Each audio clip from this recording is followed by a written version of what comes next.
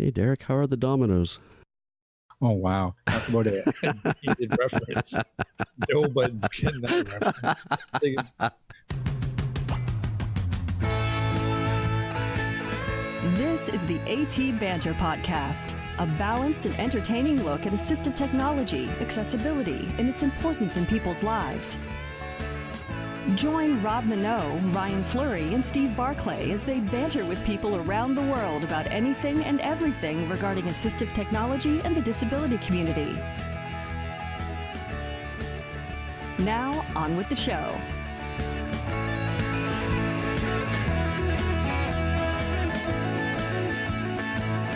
Hey, and welcome to another episode of AT Banter. Banter. Good. I like to see the return of the banter. My name is Rob Minot. Joining me today, Mr. Ryan Fleury. Hello. And just the two of us. Yep. And man, Steve's busy these days.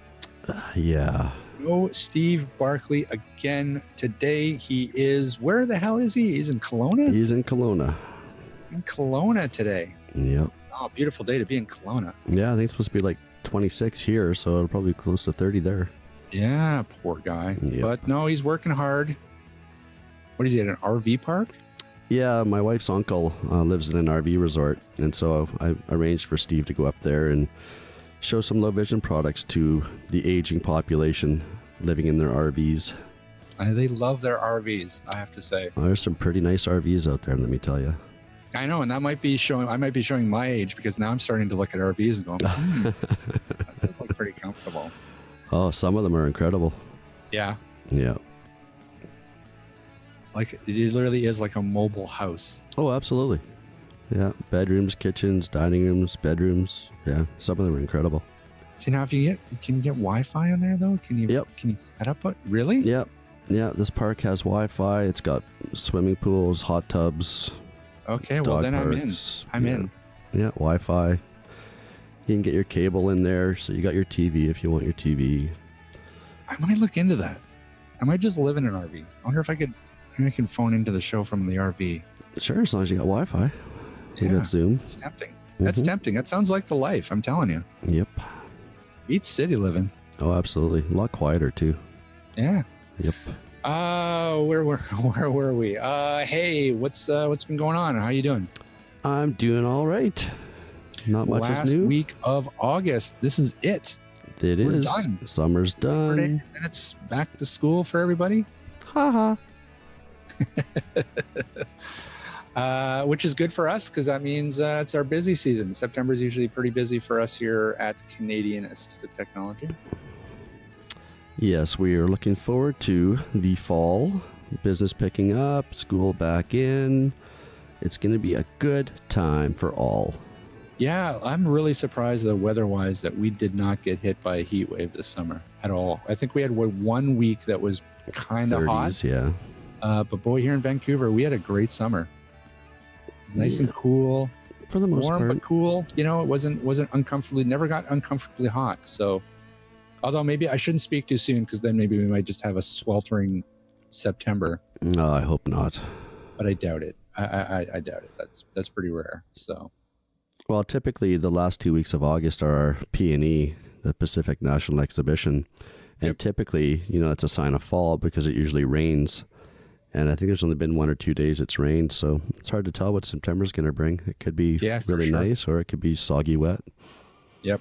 Hey, speaking of the P&E, are you going to the P&E this year? Are you going to any of the shows? No, my wife went last weekend, or my wife went on Saturday this past weekend, but I don't go anymore. No, not even. I don't even know who. I don't think there's anybody really playing this year that really struck. Maybe the Beach. I think the Beach Boys are playing, right? The Beach Boys are there. Styx is there. Colin James, Collective Soul, Gin Blossoms, Burton Cummings. There's a few. Billy Idol. I saw Hugh. Oh, sorry. Billy Idol. Billy Idol. Wow. Yeah. Wow. Interesting. Yeah, there's a few. I could have gotten into the Beach Boys. Although, God, they got to be. Are they 100? Like, how old are the Beach Boys? Like they not quite 100. I can't believe they're still touring. That can't be That can't be the original, all the originals. Yeah, I don't know. I feel like you just be one guy in a walker and then the rest of it's all 30-year-olds. Right? I don't know. Be. I don't know. Listen, my apologies to any Beach Boys fans out there. I love the Beach Boys. I'm just saying. I'm just looking at this realistically. It can't be a long show. I don't know, but I bet you they're having fun. Maybe. There's going to be a lot of breaks in there. Maybe. All I'm saying, I can't even do the podcast without having a pee break. So yeah, but they're probably in much better shape than we are. No, that's true. That's probably true. All this touring, heck, we can't even walk up a hill 3 blocks. That's true. I know. I'm shooting a video with Steve on the Sunu band. We got to go outside and walk around and stuff. Outside? Yeah, I know. What's outside? Hey, Ryan. Yes, sir. What are we doing today? Today we are talking with Chief Experience Officer Derek Featherstone from Level Access. I love that. He is a accessibility guru. Yeah, I love his title, Chief Experience Officer. Yeah, me too. Yeah, very interesting guy. Came recommended to us from Kelly Godo, right? He did indeed, yeah, which we had on our show a few months back, so check that out. That's right. Yeah, high praise indeed. Yep. But his company Level Access, they are doing some pretty great work in the digital space in terms of accessibility and teaching companies how to make their offerings accessible. So very important work there. So this will be an interesting conversation, but I suspect that it'll be a long one. Well, hey, so listen, do you have any news at all? I got nothing. All right. Well, you know what? Then I say we just dive right in and get Derek on the line, and let's just get this puppy going. So now I'd like to welcome to the show Derek Featherstone, Chief Experience Officer from Level Access. Well, listen, we want to really thank you for taking the time out to talk to us today. You seem to be, the guy to talk to when it comes to accessibility, and we love talking about accessibility. So why don't we just dive right into it and maybe just give us a little bit of background, because I'm fascinated on how you sort of landed in the accessibility field in the first place. Sure, happy to, and honestly, thanks for having me on here. This is a real treat for me, so I'm happy, very happy to be here and share a few things.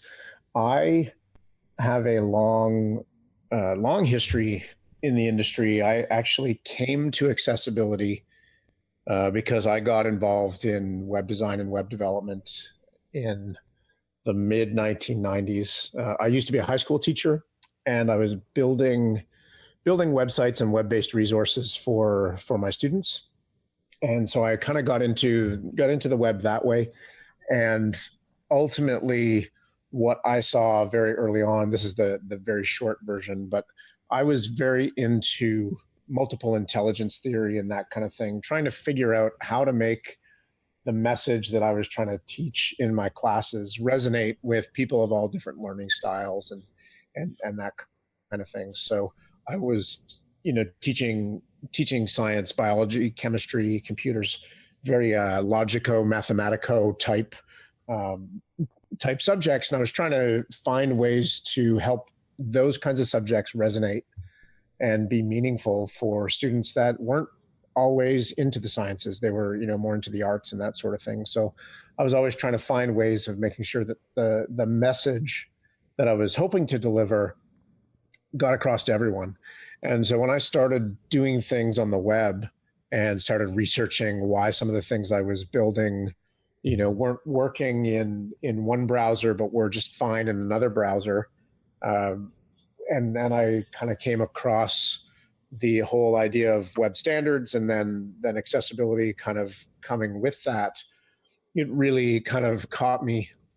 And really that resonated for me because it was really about making sure that the things that I was trying to create were, available, firstly available to as many people as possible, but then also accessible to people with all different kinds of abilities. So I left teaching in 1999 and started my own company doing web design and development, and still teaching people about web design and development. and part of that was accessibility that went with that. So that's kind of the history of how I got into it.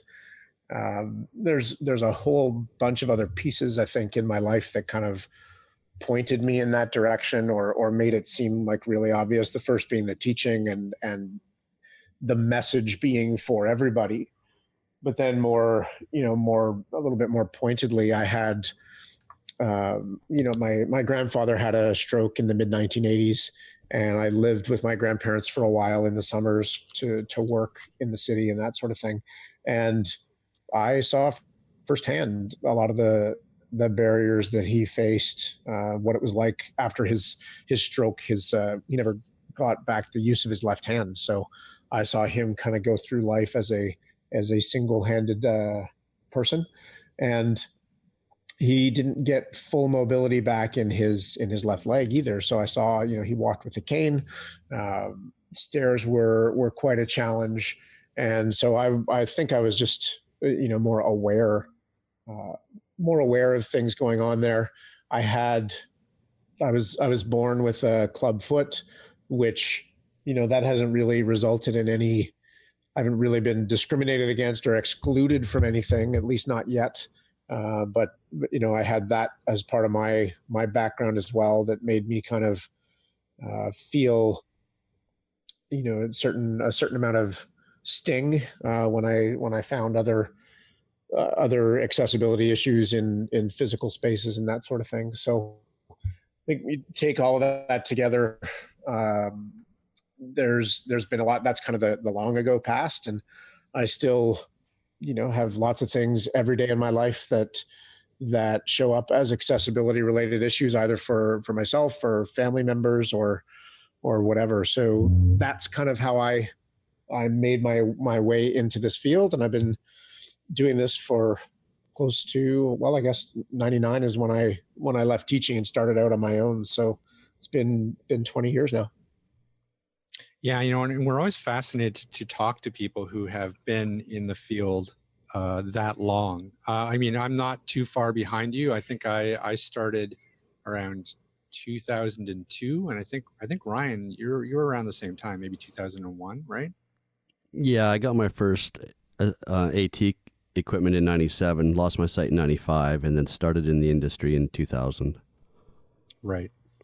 So, and it's interesting because it was very much a different conversation back. Well, I guess the conversation wasn't different, but it was certainly a different environment, especially when you're talking about web and you're talking about digital accessibility. It was nowhere near what it is now. So I'm always curious to ask the question to people like you who have been in the industry for this long. What's sort of the biggest differences about how the accessibility fight was then, and how is it now? Has it gotten better? Is it just different? What's been your experience? Well, that's a great one. Wow, where do I start with that one? I think one of the things that I've seen over the last 20 years is that the industry has evolved to the point where I think people used to just, and I'm kind of paraphrasing, or maybe not even paraphrasing, and possibly putting words in people's mouths. So I'm not thinking of quotes of something that somebody specifically said, but more thinking along the lines of trends. And I think back in the beginning, people were just happy to have access. Like there were fundamental things that were blocking things. People didn't use semantic markup, or they didn't build web things well, and they had no idea about accessibility, what it even was. And I think, we've moved on to a certain extent from that. Although, things are definitely not perfect. I feel like things are a bit more complex now. And I think the complexity comes from the complexity of the systems, the systems that we have created. I think the things that the web is doing now are much more sophisticated than when we were kind of first thinking about accessibility back then. So a mindset of just meeting a checklist of things that we need to do to make something accessible was a little bit more reasonable back then. Yeah. But the way that things have evolved in the industry, we're not just focused on, compliance anymore. Like compliance is like, and I talk often with clients about this, like compliance is now kind of like table stakes, right? Like that's the minimum that's expected, Right. but it's the starting point, not the end point. And back in the day, 99, 2000, we would have been ecstatic with something that even met like a minimum level of compliance. Yeah, that's right. Like that, like people ask me all the time about things like headings on a web page, and then I'll say, look, the headings are out of order. And I'm like, and I keep thinking back in my head, like the headings are out of order. And, 18 years ago, we would have been just ecstatic that there's any headings at all. Right. Yeah. Right. And now we're getting into much more nuanced discussion about, hey, how does this work in this scenario and in this scenario? And I think part of it is we have a much better understanding of user experience and customer experience and things that are a bit more holistic that can't be represented with a simple checklist type format. So Right. I think that's probably the biggest thing that I notice. And maybe it was like that back then, but I wasn't looking for it, and so I didn't notice it. Right. But it certainly feels different now than it did back then. Well, Yeah, I think that one of the things that we've noticed is that slowly but surely, this idea of inclusive design has built a lot more traction recently. I feel like, accessibility was very much back then, was very much seen as an add-on. It was something that you would tack onto something in order to make that thing accessible. And the idea of building accessibility right from the design stage, it wasn't really there, at least to our experience. Is that kind of what you found as well?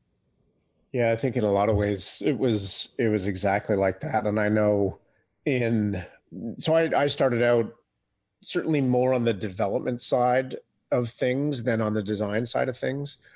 But I remember having, doing conference talks and teaching accessibility courses in 2004, 2005, 2006. And almost everybody was focused on the code side of things. And I was very much like, we need to do this earlier because we're getting really good technical execution of really inaccessible designs. And so having perfect technical execution of something that is fundamentally not designed to be accessible really has kind of an impact. So I kind of started talking about the design side of things a little bit more. And I don't just mean visual design either. I'm talking about like systems design and how do we design interactions, and that sort of thing. So I would agree with you completely. I think that mindset has definitely changed over time. And more, I think that's part of the reason that we're seeing more and more discussions about inclusive design rather than just accessibility. Yeah. And, and it's been a long, hard fight for that. But I also see recently, the other big change is more and more companies are really beginning to latch on to the business case for accessibility and for inclusive hiring practices. That's becoming more and more and more of a conversation that's happening, in the corporate world than it ever has before either. Yeah, it's I think a lot of it, the words that I hear spoken about it are like corporate social responsibility. right? Things like that, where we're taking a lot more of this stuff into account, and large organizations, even small organizations, are putting themselves out there and saying that we are going to have a diversity, equality, and inclusion initiative or something like that.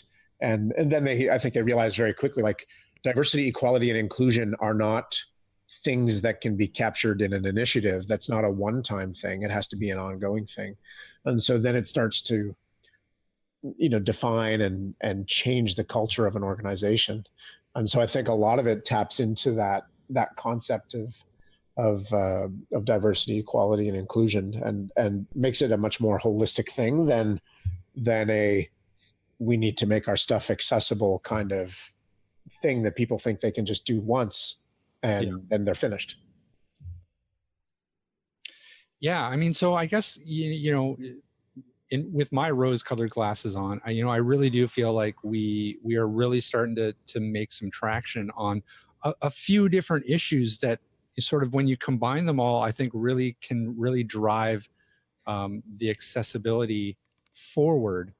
Certainly more so than even 10 years ago, I would say. Yeah, I agree completely.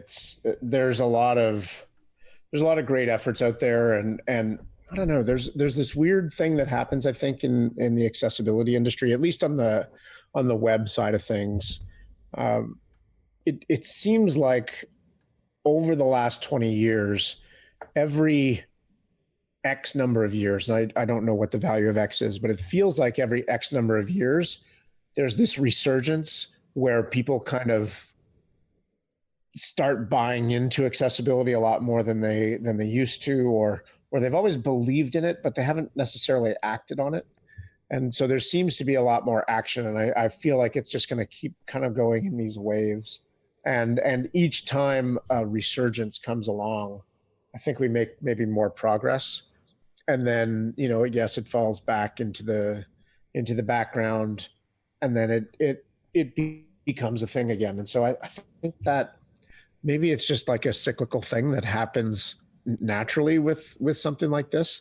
Right. But yeah, I think it keeps happening, and people seem to be very much all in, and we see more resources, more things being created out there all the time, where people are definitely paying much more attention to it.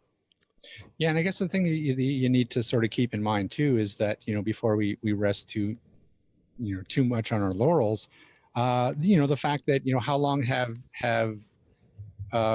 say computers in the PC environment been ubiquitous in homes, or we're talking over 25 years, and really just now we're getting a built-in screen reader, in the form of narrator, that works pretty good, but it's taken a long time to get there.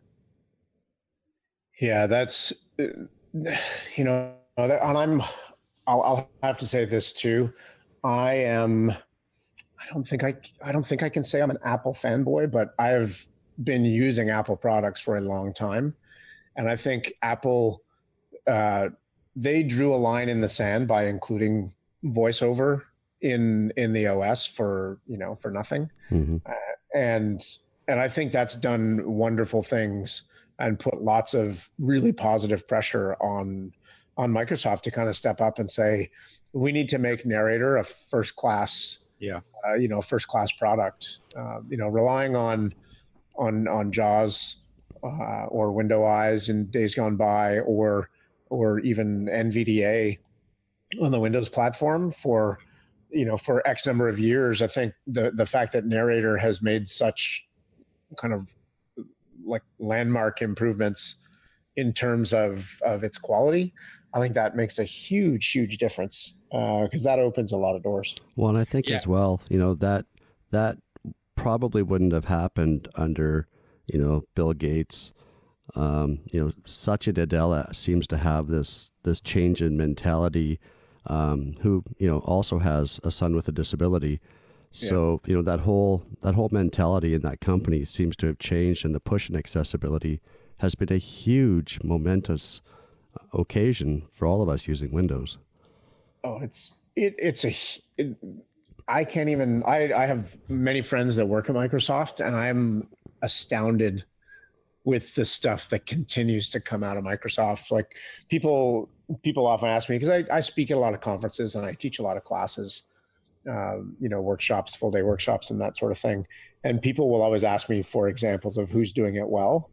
And it's, in the past, it's been tough to give really good examples, but I almost always point at Microsoft right now because of the work that they're doing. Have you guys seen the Xbox adaptive controller? We've talked about it a lot, but no, I haven't got my hands on one. Well, I haven't experienced one live, but every single thing I've seen has me in awe of what went into that process from how they included people with disabilities in the process of designing it, right through to their execution. And I point to this all the time because people ask me about it. And if you think of this, this piece of hardware, I mean, it's incredible what they did. And I read an article once, they talked about the packaging. I actually talk about the packaging of it just as much as I talk about the controller itself.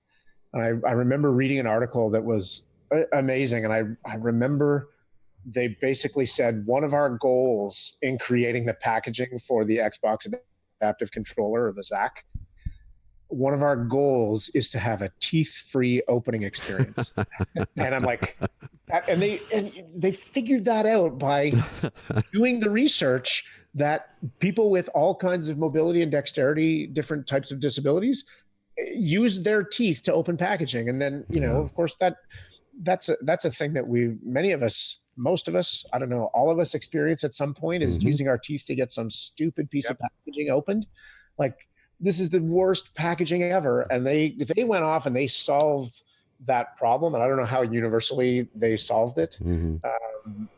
But wow, I'm like amazed at the work that Microsoft is doing. The fact that they even talk about a teeth-free opening experience is like, that's magic, because it's completely relatable to everybody, not just a thing that is like, oh, this is a thing that would only impact people with disabilities. That's a thing that would impact everybody. And so it's got this really broad application that I think a lot of people can understand. Yeah, and and it also shows that this thought process at every single level of the design. From the design of the actual controller to the person opening the box, and that's rare. I mean, we've been in the the assistive technology retail space for again close to 20 years, and I don't know how many times we've had products that are specifically for, say, the blind, that don't include Braille instructions, or there's no sort of Braille manual for it, or there's no labels, there's no Braille labels, say, on the CDs that tells them the difference between the software CD and the instructional CD. Right. There are things that where that accessibility kind of falls down because they're not really immersed in that accessibility mindset. So when somebody like Microsoft does that and goes that extra mile, it is a really big deal. That's awesome. It speaks so much to the need to understand kind of the entire customer journey. Yeah. And that's what I love when I think about complexity and the sophistication of interactions. That's kind of what I think about is the understanding that it's not just about the thing itself. It's about how people interact with it. What other things do they need to do? Right. It's the entire ecosystem of interactions altogether, right? Yeah. And I love that side of it, because that's what reminds us, I think anyway, that's what reminds us that there's actual people that we're trying to do this with. It's not just about technical, did we make it technically correct, but do we actually care and understand about the people on the other side of these interactions? That's right. And to go back to Apple, I mean, as a consumer, I've certainly had an on again, off again, love-hate relationship with Apple as a consumer. But boy, I think when the smoke clears, Apple will really be looked back at as the company that really drove accessibility forward. Because if it wasn't for Apple, we just would not have the level of digital accessibility baked into a lot of these devices that we do now. And I don't think we would see Narrator as part of the Windows environment. They were really sort of the touchstone that started the race. And that's the great thing about where things are at now, is that we have Apple and we have Microsoft and we have Google, and it's a little bit of an accessibility arms race. And that's great. There's nothing better than that, because that's what drives innovation forward. Competition is a good thing. Yeah. Yes, absolutely. No, we just like we're getting into politics now, but man, like monopolies can't really be good for almost anybody except for the people at the top of that monopoly. Exactly, and that's exactly what we saw in the in the 90s. Yeah. Microsoft had the monopoly, and accessibility was in the toilet in terms of a Windows environment. Let's be honest. Yeah, absolutely. Yeah, this is I love talking about this kind of stuff. Well, what else do you want to talk about? I've got so many things, and I want to find out more about what you guys are doing too. Well, I wanted to touch base a little bit and ask you if you've been following the Accessible Canada Act process at all. I have. I'm digging it. I like it. It's one of the things, and I've been kind of reading. I have not been a good Canadian and been part of the process, and I haven't really participated in it, but I'm kind of really, really interested in seeing seeing where things go. I think one of the most, this is a subtle thing, but I really liked the change. I've been following along with this phrase for quite some time. That's like from the early 90s, the nothing about us without us, and seeing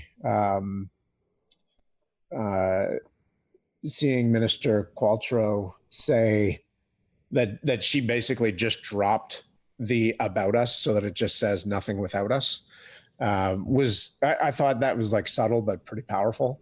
And I loved the fact that there was a lot of, or what seemed to be a lot of, public consultation on this, with lots of different forms, right, of getting feedback and that sort of thing. So that for me is like all been a really positive thing, because it speaks more to an inclusive design kind of process, rather than just, the thing that we see in the web a lot. And I'm gonna connect all of this to the Accessible Canada Act here in a minute. The thing that we see on the web a lot, where people are, really well-meaning people are designing and building something and then doing usability studies with people with disabilities. That's fantastic that even happens. Yep. But what we're doing when we do that is we are saying, for people with disabilities, your value to us is that you evaluate the thing and tell us whether we did it right or wrong. Whereas if we involve people with disabilities at the beginning of a new web project or a new app project or a new whatever project, we're talking with people with disabilities, and we even ask things like, what kinds of things are you already doing to overcome these barriers in other aspects of your life? What ways might you want to solve this? Because what we're doing very often is we're saying, here's this problem, we know how to solve it, now you tell us if we did it right or not. Mm-hmm. But if we talk with people with disabilities and work with people with disabilities as co-designers up front, we're saying, like, we actually value your ideas too, and we want to know how might you want us to solve this problem. And so for me, that's like much more powerful, because we're not just saying your only value is at the end of the process. We want you to feel valued throughout the entire process. Right. And so coming back to the Accessible Canada Act and thinking about that way that we approach web projects often is we're talking with people with disabilities before we actually design the legislation and the regulations that go with them, Mm-hmm. because we want that perspective to be built in and baked in from the beginning, rather than just here's what we want the legislation to do. Now, how do we make that happen and make it so that it achieves accessibility? We're actually, consulting with and working directly with people with disabilities from the get-go. And that to me is like a fundamentally different way of approaching things, that really screams inclusion. Right. So that's kind of why I'm like loving, at least on paper, from what I've read, I'm loving the way that it's gone. I don't know the practical execution of it and how that's all going to play out. Yeah. But on paper, it sounds like it started with a reasonably inclusive process. Well, Robin. Yeah, I think. Oh, sorry. Ryan. No, I was just going to say, Rob and I have talked quite frequently about, the Accessible Canada Act and, how we have the ADA to, look back at as an example of some things maybe not to do, and, being able to roll this act out in a much more efficient manner. So yeah, time will tell, but hopefully things go smoothly, and it's going to be a work in process as well. Yeah. Yeah. Definitely. I mean, I think that, I would feel very much the same. I think on paper, it looks great. I was really heartened to see that that they went back and sort of tweaked the act after they got a lot of input from the public and from a lot of advocates. I thought that was great. It showed that they were listening. But yeah, I mean, about time. Like, it's about time we have a federal act, right? Way overdue. Yeah. So, I think that's all great. It's just that I'm with Ryan. I really hope that they take a look at some of the mistakes that have been made in the past with some, say, provincial legislation, or even, across the border, and see, what mistakes have been made, say with, in the United States, as they go forward, to try to make it as seamless and painless as possible, and try to get us ahead of the curve, because it's 2019. It's about time that we had legislation like that. So and I'm the optimist of the show as well. Ryan's the pessimist. So I'm hopeful. I'm not. There's a lot of pieces that need to fall into place, and there's a lot of things that are going to need to be shaken out. So that kind of stuff doesn't happen in a year. Mm-hmm. No, I don't know what the path is to get there, but yeah, there's a lot of work that needs to be done. And I know, when they're building these regulations and trying to figure out what needs to go in there, I think one of the things that I've always seen is the I don't even like this part of it, but the enforcement part of it has to be real. Yeah. And that's not my favorite piece at all. Like I'm the last person, like when we talk about, when I'm doing workshops or whatever, people will ask me questions about the legal side of it or the statistics side of it. And those are like my least favorite topics. I'll still talk about them, but they're not the reason that I kind of am in the field or want to be trying to affect change.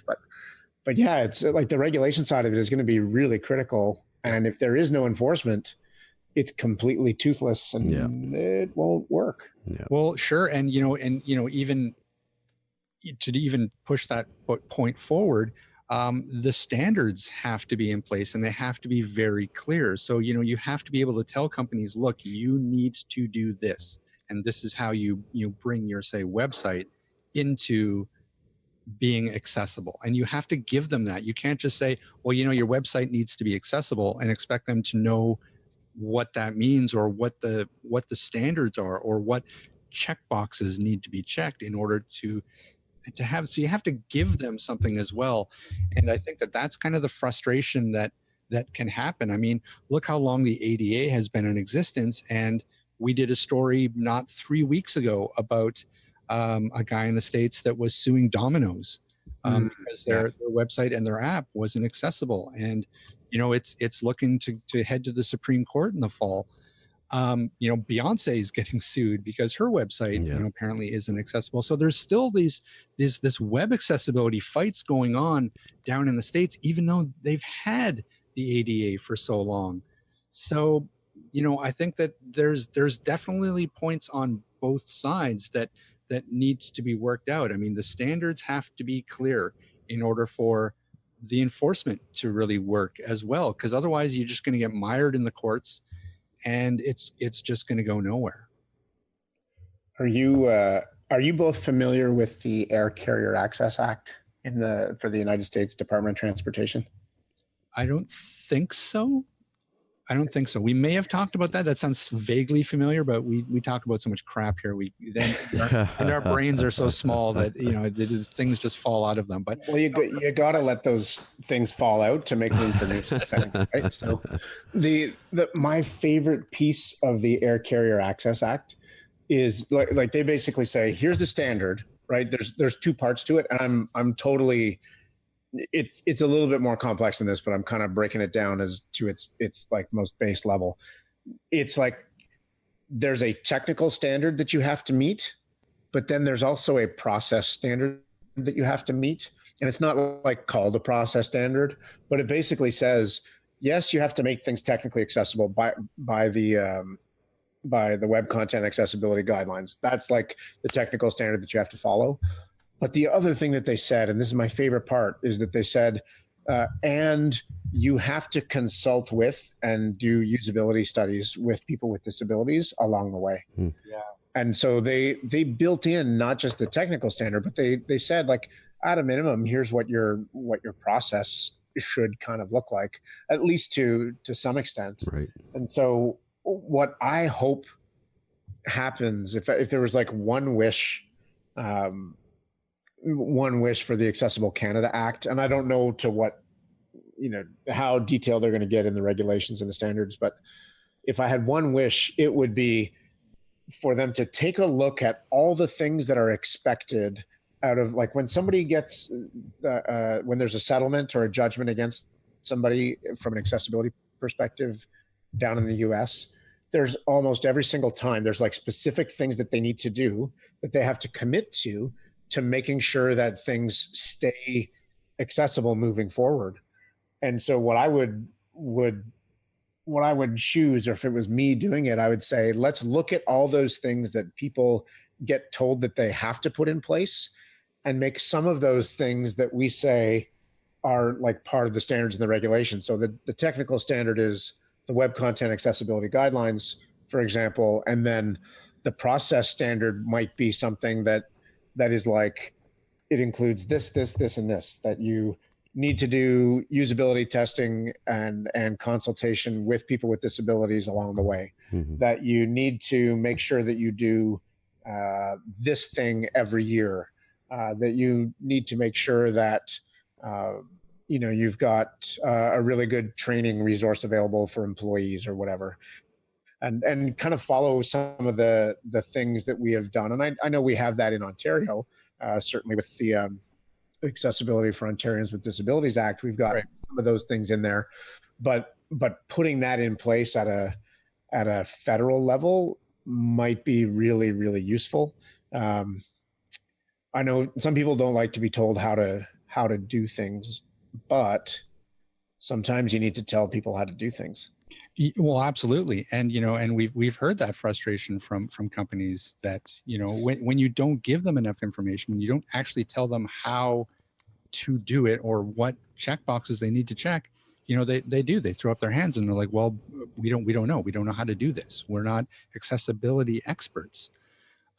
So, it really does fall, I feel like, on both sides. There's got to be, sort of a corporate willingness, but there's also really got to be a well thought out accessibility standards in place for them to work with in order for it to all work well together. because I think that we see that, you know, when it doesn't work well together, what happens, and you know, you get 25 years in and you're still having lawsuits happening. So hopefully that's something that we can avoid up here. I certainly hope so.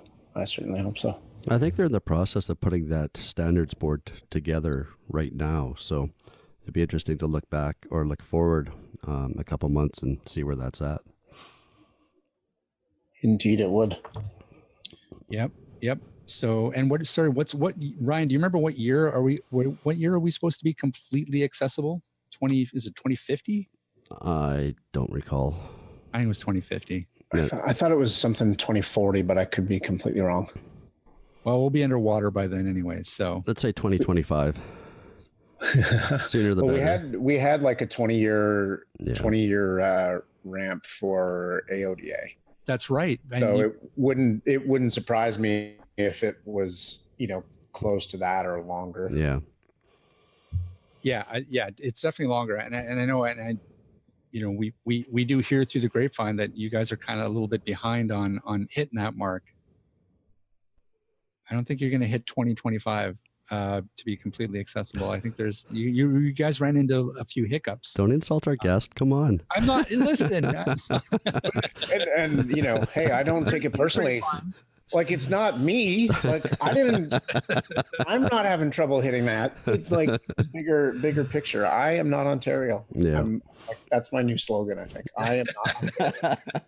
You know, Ontario, again, you know, it was in very important legislation. Yeah. And yeah, it hit some roadblocks. There, you know, some of the people who came in kind of dropped the ball on it. These are all things that I feel like the ACA needs to learn from, you know, in order to really have it all been worthwhile. Yeah. And I think that's what my biggest hope is. Just, you know, don't be afraid to learn the lessons from the mistakes that other legislation has made. Don't just try to forge ahead and do your own thing. And we'll get there. Well, I hope so. Maybe if they listen to the show, they might take. Maybe. Well, we have an act being implemented, so we're better off than we were 2 years ago. Well, that's true. Listen, absolutely. Sure. Yeah. Let's talk a little bit about level access and what you guys do there. Yeah, and so there's a lot of different aspects to it, and I come from a background where, you know, I created my own company, and then we came together with Level Access in February of 2018, and so that's been like a huge change, because I worked for myself for almost 20 years, and now I'm part of something much bigger.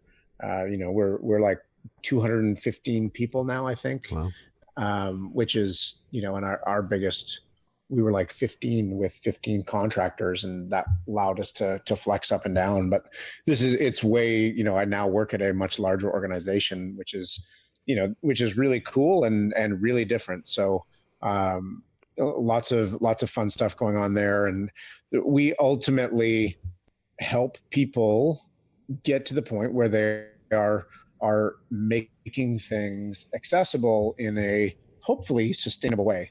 So, you know, a lot of our core work is in two sides. It's the services side and then the software side. So we build software that helps people manage accessibility. So our flagship product is called AMP, which stands for the Accessibility Management Platform. Right. That helps people, you know, do automated testing, but also track trends over time in terms of how well people are meeting accessibility requirements or not meeting accessibility requirements. And then we also have a services side too, where we do lots of, as you can imagine, lots of different consulting and helping organizations figure out what they need to do to make sure that the things that they're creating are meeting the mark for accessibility. So that's kind of the short version of what we do. A lot of software as a service, and then also services that go with that and support that. Do you guys do training at all? Yeah, we do a lot of training. I think the amount of training that we have done has probably doubled over the last year. Yeah. I think a lot of people see it as a really smart investment in sustainability and doing things on their own in the future. So we're not slowing down on the training side of things. Like it's pretty constant demand for workshops and seminars and that kind of thing. Yeah, I was going to say, I was going to ask, I have the last 2 to 3 years really seen a real bump in demand because of, say, things like the ACA, and because, again, more and more businesses are getting are being convinced of the business case for accessibility. So you've really seen that? Like, you've really seen? Oh yeah, yeah. We've seen a lot of it. Just an uptick in interest, an uptick in the number of workshops or trainings that we deliver. We hear it quite a bit too, like people saying like, they haven't necessarily faced legal action yet, but they know that other people are, and they know that they need to start doing something about it. And so we've definitely seen it. I think it's been about twice as much as, this year compared to last year. And I would expect that it's going to keep growing as people realize too. And I think what happens in a lot of cases, people come to us and they want us to do a little project for them, right? They're like, okay, let's make this thing accessible, and they need some help with it. And then they realize, like, we kind of went down this pathway before, but a lot of people often come in like, we need to make this accessible. We've got 6 months to do it. How does that look? And then they realize afterwards that, this can't just be a one-time thing. It's got to be an all-the-time thing. And the best way to do that is to change the knowledge and skills that you have in the organization. So I think it's just going to keep growing. I think it's just not going away. And so that need for training is always going to be there. Well, yeah, absolutely. Well, and the fact that, the digital space is constantly growing. I mean, it's, we were talking about over the past 10 years, the amount of things that, that need to be accessible is just, exploding, between apps, again, the advent of smartphones, changed the game, in the digital space completely.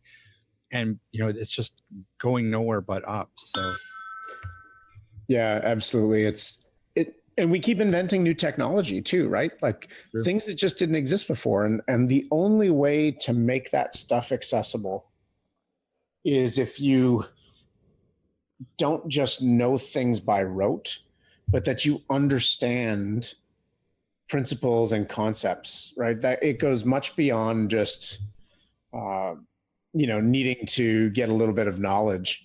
It's like there's actually some ways of thinking and mindset that is really important to understand how to apply accessibility to new areas. Like right now, we don't have any specific. I know you've had one of my coworkers, John Avila, on the podcast before, and he does a lot in kind of the AR and VR kind of emerging technology.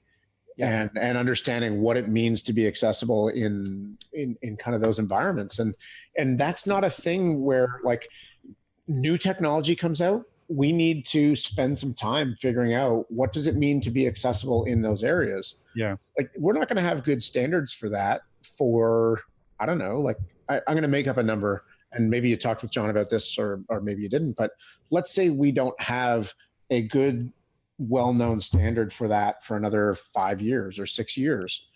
Well, what are we supposed to do in the meantime? Just not being accessible? Like we're not going to do that, right? So you have to apply the things that you already know about accessibility to these new areas while you're kind of waiting for that guidance to come out to the point where we actually have a standard. So that's kind of, I mean, that's what this is all about. So having somebody work with you, I guess how I got onto this was the training side of things. Yep. If you are learning, one of the most important things to learn is not just a whole bunch of knowledge and checkpoints and content that you need to know. You need to know how to think about accessibility and all the kind of the related concepts that go with it. Like fundamentally, what is this app providing, and how does that impact people with all kinds of different disabilities, and how do we solve some of those problems? Like we got to get creative, and that's one of the things I love the most about this field, is that we're always innovating in the tech space, which means that in theory, we should always be innovating within the accessibility side of things as well. Well, it's interesting, because we talk a lot about the tech space, the web and apps and so on. And we've had people on talking about, build environments and public spaces. But I saw an article just, I think, last week on, electric vehicles and how many of them, if not all of them, are silent. So a blind person approaching an intersection, if there's an electric car sitting there, they don't know it's there. They go to step out, the car goes, they have no idea the car's even there. So they're now talking about, putting some sort of sound emitter on these vehicles so that people who are blind know that there's an electric car sitting there. Accessibility from the beginning, right, needs to be thought about. And it really needs somebody that understands the entire customer journey, and not just customer journey, but like what's the impact of other people in the environment too, not just the customer of that electric vehicle, but everything in that whole ecosystem. I mean, that's awesome. I mean, that I love it when people understand that and need to understand that they need to think that way in order for this to work really well. Yeah. And that's really, I think at the end of the day, I mean, that's what needs to happen.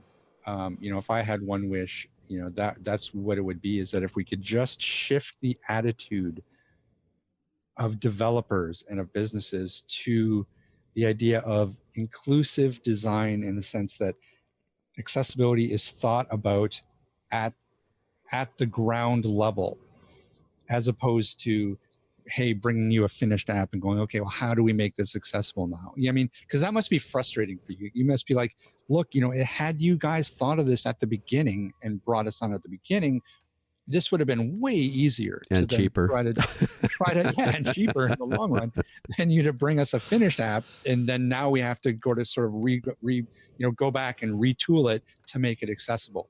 Like, that's the mindset. It's just like, do it at the beginning, bake it in. It's gonna make it more intuitive. It's gonna make it more natural, and it's probably gonna make the whole damn thing better. At that stage. I know I'm preaching to the choir.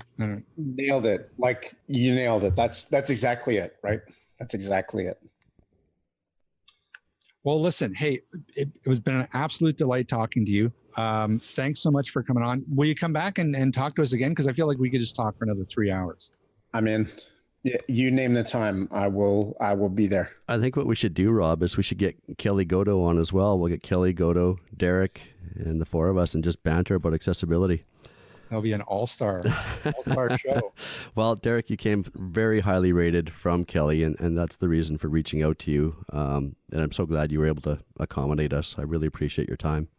Yeah, honestly, thank you. It's an honor, and Kelly is a wonderful person, and I'm so delighted to hear that she recommended me. I can't thank her enough.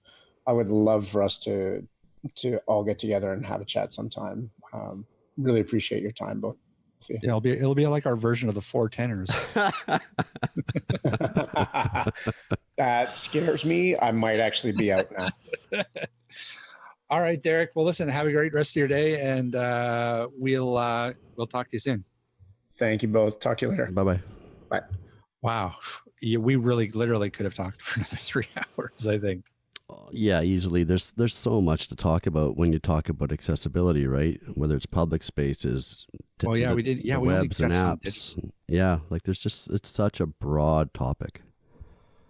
Yeah, and it was interesting to hear his take on the ACA. We should really be asking more people about that, because I am really curious about, just about how it's really going to all shake out, and how it's impacting businesses in the corporate world out there. So, and it's good to hear that at Level Access that they've had a bump in business, because that means they're being contacted by a lot more companies that are concerned about accessibility. So that's good to see.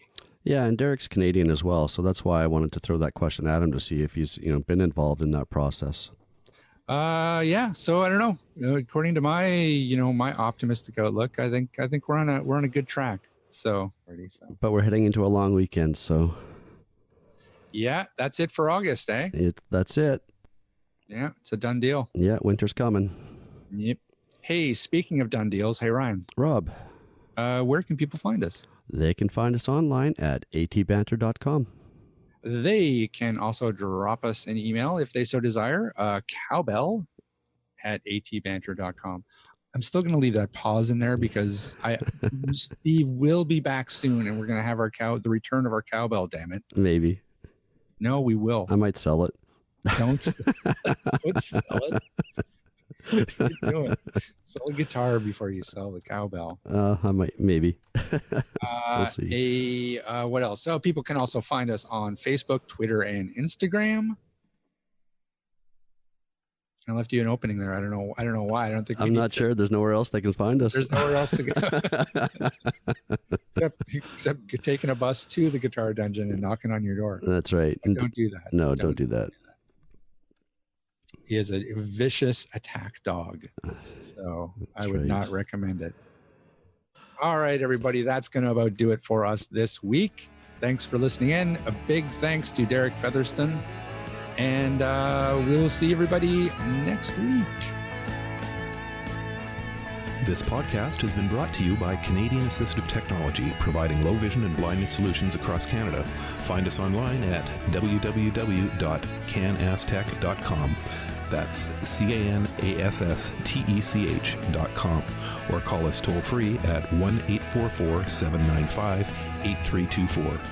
For all your assistive technology servicing needs, call Chaos Technical Services at 778-847-6840 or find them online at chaostechnicalservices.com.